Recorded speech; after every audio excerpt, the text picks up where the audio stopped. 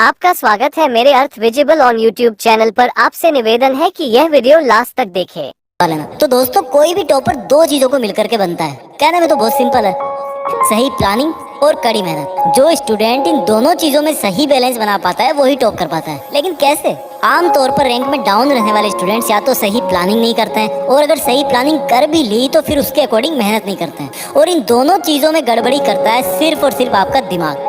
आपका दिमाग आपको वो सब काम करने से रोकता है जिसमें आपको जोर आता है। आपका दिमाग आपको एक स्ट्रिक्ट स्टडी प्लान बनाने से इसलिए रोकता है क्योंकि वो एग्जाम को अंडर एस्टिमेट कर लेता है। वो बार बार आपको इस चीज़ को एक्सेप्ट करने के लिए फोर्स कर देता है कि ये एग्जाम तो मैं ऐसे ही पास कर लूँगा, या फिर वो आपको बोलता है कि ये एग्जाम तो इतनी भी बड़ी नहीं है कि इसके लिए मुझे कोई स्टडी प्लान तैयार करना पड़े। इसलिए आप बिना किसी स्टडी प्लान के, बिना सिलेबस को ध्यान से देखे ऐसे ही कोई सी भी बुक उठा करके पढ़ने लग जाते हो। इस तरह से अगर आप बिना प्लानिंग करे दिन में 20 घंटे भी पढ़ लोगे ना, तो हो सकता है कि आप पास ही ना हो। यानी कि आपको पता ही नहीं होता है कि पढ़ना क्या है, और आप ऐसे ही अपनी एनर्जी, अपना टाइम वेस्ट कर देते हो और रिजल्ट भी बेकार आता है। अब लेते हैं दूसरा केस।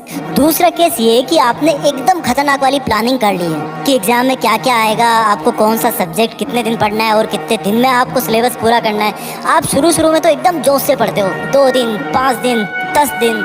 लेकिन तब आपको वही दिमाग फिर से एक सिग्नल देता है कि मैं बहुत अच्छा पढ़ रहा हूँ, मेरे बाकी दोस्त शायद इतना नहीं पढ़ रहे, इतना पढ़ करके तो मैं उनसे ज़्यादा नंबर ले ही आऊँगा, आज थोड़ा सा बंटी के साथ बाहर घूमने चला जाता हूँ। इस दौरान आप जब भी पढ़ाई के बारे में सोचते हो, आपका दिमाग आपको यू टर्न दे करके बोलता है कि पढ़ाई की टेंशन मत ले यार, तुमने पिछले 10 दिन में बहुत अच्छी पढ़ाई करी है। आप जब अपने दिमाग को पढ़ने के लिए बोलते हो, वहाँ से यही रिप्लाई आता है कि तुम टेंशन मत लो, तुमने पिछले 10 दिन में बहुत अच्छी पढ़ाई करी है। और आप कहीं बाहर चले जाते हो घूमने फिरने या और कुछ काम करने, लेकिन आपके मन में खुशी रहती है कि मैंने बहुत अच्छी पढ़ाई कर ली है। वापस आते आते आपके दिमाग का ये वायरस इतना बड़ा हो जाता है कि वो आपको इतना तक बोल देता है कि बस आज रहने दे, कल 1 घंटा एक्स्ट्रा पढ़ करके कवर कर लूँगा, वैसे भी मैंने पिछले 10 दिन में तो बहुत अच्छी पढ़ाई करी है।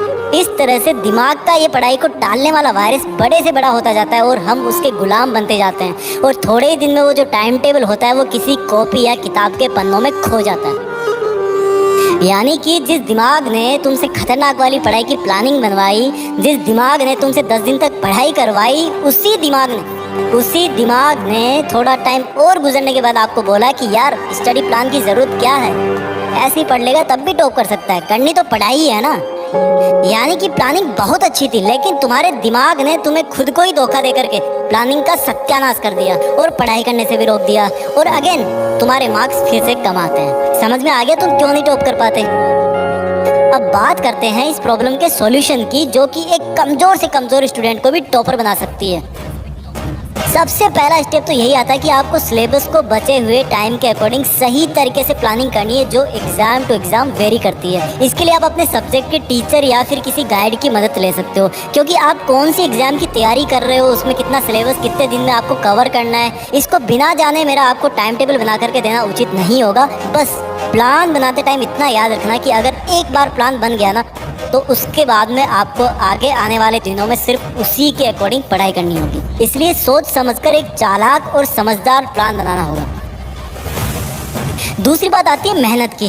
तो एक लाइन में अगर मैं कहूँ तो बात यह है कि आपको लास्ट मिनट तक पढ़ाई का जुनून नहीं छोड़ना है। स्टडी प्लान से लेकर के एग्जाम के लास्ट दिन तक, लास्ट मिनट तक आपको मेहनत करनी है, मेहनत करते रहना है। लेकिन इसका मतलब ये नहीं है कि आप 24 घंटे ही पढ़ते जाएं। देखो, जब भी कोई खिलाड़ी अपने आप को एक लंबी मैराथन दौड़ के लिए तैयार करता है, तो इसका मतलब ये नहीं है कि वो 24 घंटे तक दौड़ता ही रहता है, रेगुलर ब्रेक्स भी लेना ज़रूरी है। अब देखो, 24 घंटे के दौरान हर स्टूडेंट के दिमाग का एक्टिव रहने का टाइम पीरियड भी अलग अलग होता है। किसी का सुबह काम करता है, किसी का रात को, वो आपको अपने हिसाब से तय करना है।